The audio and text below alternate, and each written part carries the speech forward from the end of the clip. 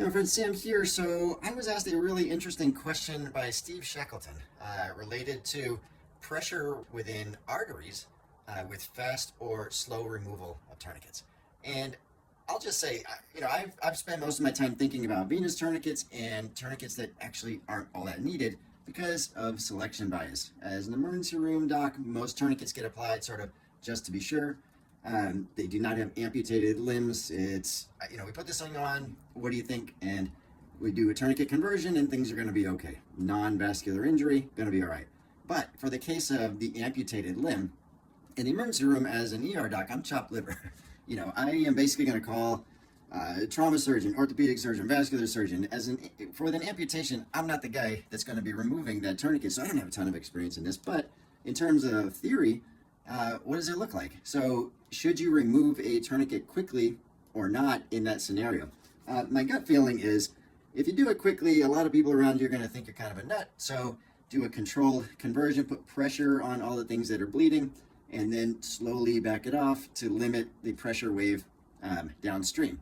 But I also want to know, what is the pressure wave like? So what I'm going to do is use my little tourniquet testing device here, and I'm going to do a few different tests with it using my trusty manometer, and we'll just see what the peak pressure is with slow or fast removal. Let's see. This cat tourniquet is stopping flow entirely. This is open and there's no fluid movement. I'm going to zero this out here, and what I'm going to do is quickly remove the tourniquet, and we're going to see what the pressure wave is when that comes off quickly.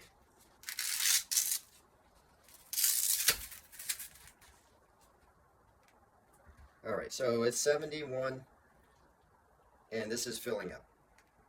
All right, scenario 2 is this. I have the pipe, the bypass, blocked off completely. So now this is basically direct hit of pressure into the manometer. Before there was a bypass, and this is essentially zero. All right, so right now what I'm going to do is, this is nearly zero. I'm closing this off. I'm rapidly removing. And the pressure gets up to basically the pressure of the pressure head. Essentially this is the column. So 160 millimeters of mercury. That's with rapid removal. So essentially all the column is just hitting the manometer. There's no bypass. If I turn on the bypass, if I open this and I have flow, then this pressure drops down. All right, so now that's down to 8 millimeters of mercury. It's pretty much the column here from there to there. All right, so here I have, it's basically zero. And what I'm going to do, this is open. I'm letting the fluid go through, but I'm going to do slow removal. This is open, that's open. Slow removal, let's see what happens to the pressure as fluid starts to go by.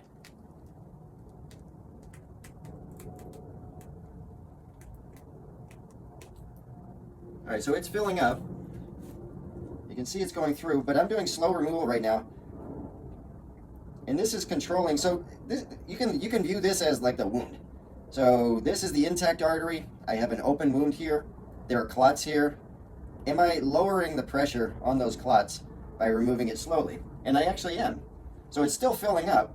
Water, fluid's getting by, but by going slowly, you can see how just a little dial controls that pressure right there. So I think slow removal is the way to go.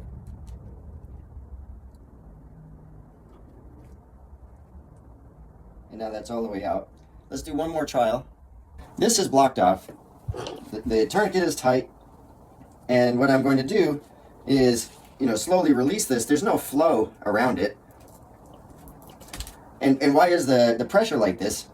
Well, that's the last pressure that it saw. And so this is sort of a closed system right here. If I open this even for a second, you'll see that goes to zero again, because there is some flow going by. The tourniquet doesn't stop it completely. There is some getting past. And right now, even a little trickle getting past is giving me the pressure head all the way from the top to here. So if I slowly remove this, I don't think there's going to be much difference, but let's see. So I'm taking it's the same pressure, slowly being removed. So whether it's squeezed or not squeezed is irrelevant. This is a pressure column, and that's what the manometer is seeing. Hopefully you can read that. That's 156.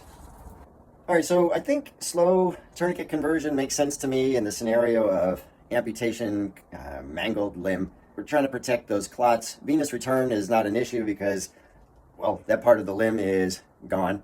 And so you have to have pressure going through the capillaries, pushing blood back towards the heart to have venous return. If you don't have venous return, it's irrelevant.